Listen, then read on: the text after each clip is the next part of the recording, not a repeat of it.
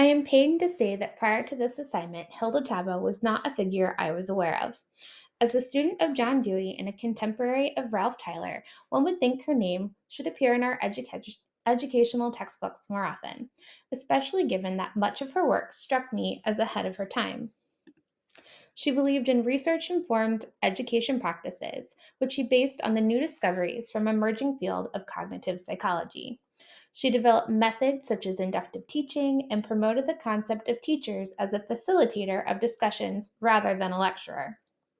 Additionally, she was a champion of multicultural education, believing that students and teachers could work together to diminish racism in classrooms as well as society.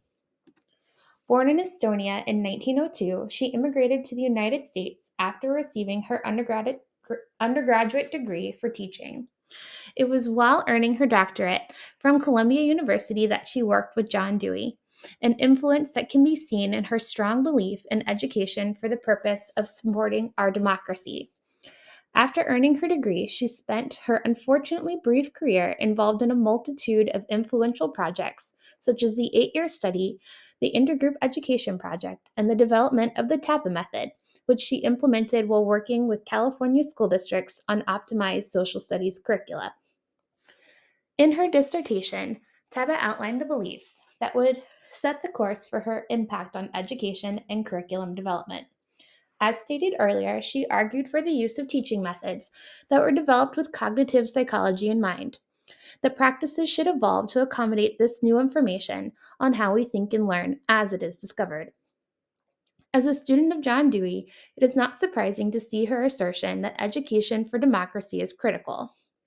Taba argued that in order to prepare students for participation in a democratic society, their ability to think critically must be held paramount, and that these critical thinking skills would be best developed through experiential learning, and that students should learn to solve problems together. Lastly, she postulated that as the methods and purpose for instruction should be thoughtfully designed, so should the content that is to be covered. This assertion for the meaningful organization of curriculum, coupled with appropriate evaluation techniques, was directly tested during her subsequent participation in the 8-year study. The purpose of this study, headed by Ralph Tyler, was to evaluate the effectiveness of alternative curricula in preparing high school students for college.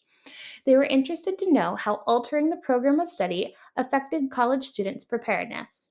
During these 8 years, over 1,000 high school students were monitored for their participation in said alternative curriculum, followed by their performance in college. It was found that these alternative ed students were just as successful as their traditional peers, and therefore educators could have the freedom to implement a variety of curriculum at the high school level without negatively impacting their college bound students. More importantly, this study had a profound effect on the means through which curriculum is developed and evaluated. Procedures for determining learning objectives and instructional instruments to support them were formalized, and the process of informally checking their effectiveness, later to be known as formative assessments, was developed. From 1944 through 1951, Taba was the head of the Intergroup Education in Cooperating Schools project. Intergroup education, as the precursor to multicultural education, focuses on actively reducing racism and prejudice within communities through intervention implemented on a classroom level. 260 teachers from 13 states participated in training and workshops designed to heighten awareness of immigrant experiences and discrimination against minority, racial, and religious groups in classroom settings.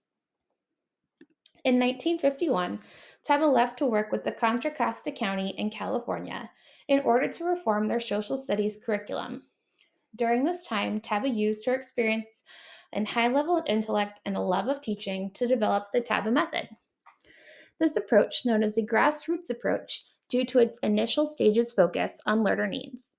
Similar to her contemporary Ralph Tyler's approach, the method then requires a clear formation of learning objectives, which will guide the remainder of the process from the selection and organization of content through the learning experiences of students and their evaluation. Different from previous models for curriculum development is TABA's emphasis on teachers' roles throughout this process, and that these phases can be implemented with teacher guidance in any order that best fits the need of the program. Taba is quoted as writing that children like best those things that are attached to solving actual problems, that help them in meeting real needs, or that connect some active interest. Learning, in its true sense, is an active transaction. Through this transaction is how student ideas are developed and evaluated in the Taba method. The inductive thinking model that Taba created to support her curriculum design guides students through their development of critical thinking skills as they master the content of the curriculum. During teacher facilitated interactions, students would first identify the concepts for study before determining their relationships and eventually applying their knowledge to real world problem solving scenarios. Rather than hosting a lecture, students would be asked to actively engage in an activity and subsequent discourse with each other. When determining base levels of information, or what is considered the concepts, the teacher could be heard asking questions such as, "What did you see?" or "What belongs together?"